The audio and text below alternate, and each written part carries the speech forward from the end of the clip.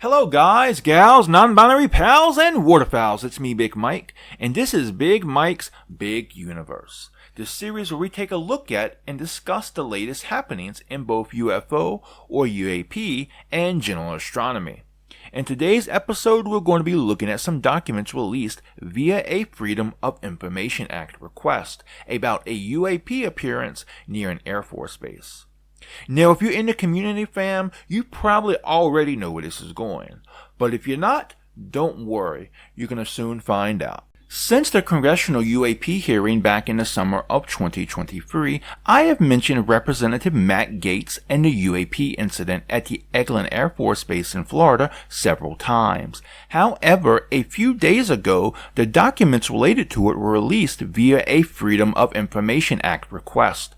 These documents came out due to a request made by UAP researcher and software engineer Abbas Michael Daramsi. These documents contain details that shed light on the UAP sighting that occurred on January 26, 2023. The occurrence happened while a U.S. Air Force pilot was flying over the Gulf of Mexico in a test mission where they encountered 4 separate UAPs. Released with the documents was a sketch of one of the UAP, but it should be kept in mind that this provides a visualization for only part of the pilot's experience. According to Black Vault, a responsive video related to the incident was withheld in full under Exemption B1, which protects information deemed critical to national defense or foreign policy and properly classified under an executive order. This video was not previously mentioned by Gaetz, and it's unclear if Gaetz had seen this video or if the image he did see was a screen grab from it. Before we look at the documents, I just want to point out that the documents have been verified by the Black Vault as being legitimate government documents. For those unfamiliar, the Black Vault is an archive founded by John Greenwald Jr. and contains over 2 million pages obtained from the government via Freedom of Information Act requests. These documents cover a vast array of subjects, and not just UFOs either. Some of the other subjects include elections, government employee manuals and orientations, politician public financial disclosure statements, wartime materials, and much, much more. So now let's look at the documents, and here I'm going to read the declassified summary. On January 26, 23, a United States Air Force pilot gained radar lock on 4 separate UAP. Upon approach, the pilot was able to make visual contact and employ sensors to obtain a screen capture on the first of these objects. The remaining 3 were only detected by radar. UAP-1 likened to an Apollo spacecraft in size and shape, with an orange-reddish illuminated rounded bottom. And the top section, a 3-dimensional cone shape comprising gunmetal gray segmented panels. UAP-1 operated at an altitude of about 16,000 feet above ground level. The second and third UAPs were noted at altitudes of 17,000 and 18,000. The fourth was lost from radar and no altitude was noted. Moreover, no airspeeds were noted for any of the UAP in this report. Of note, upon closing to within 4,000 feet of UAP-1, the radar malfunctioned and remained disabled for the remainder of the event.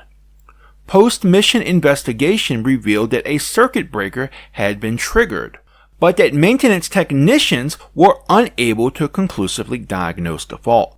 Now let's look at the picture. It does look like an Apollo spacecraft. See, look at this picture of an Apollo spacecraft for comparison. And really the only unique information this picture gives us is the words blurry air, no smoke. What could that mean? Well, no smoke would be obvious. So anything like this would not probably be used in propulsion technology. So hence no exhaust. Blurry air though, I don't have any explanation for that, unfortunately.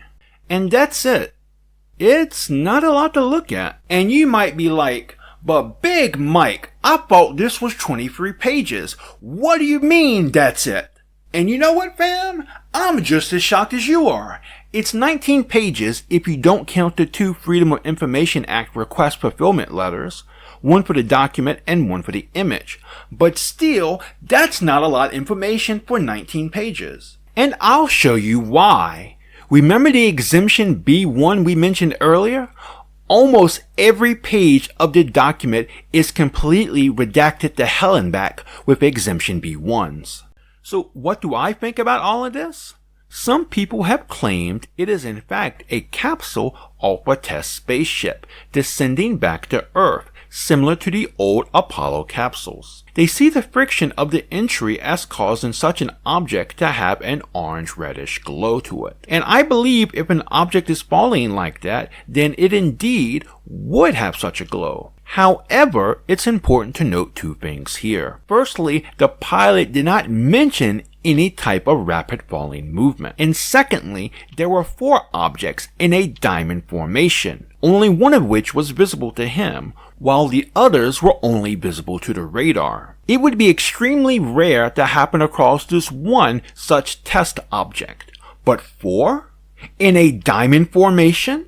With 3 of which being undetectable by the pilot? Not to even mention upon getting within 4,000 feet of the object, it caused the radar to malfunction and remain disabled for the remainder of the event due to a circuit breaker being triggered. What kind of capsule? What kind of spacecraft of human origin does that? In fact, I've also seen this suggested as well. What kind of balloon has these capabilities? But let's step back for a minute and discuss economics. Why would someone even be interested in using outdated technology like an Apollo capsule? When adjusted for inflation, the cost of a rocket like what was used for Apollo 11 would cost $204 billion, while a modern space shuttle costs around $211 billion. Maybe you're like, but Big Mike, the Apollo-like rockets are cheaper by about $7 billion.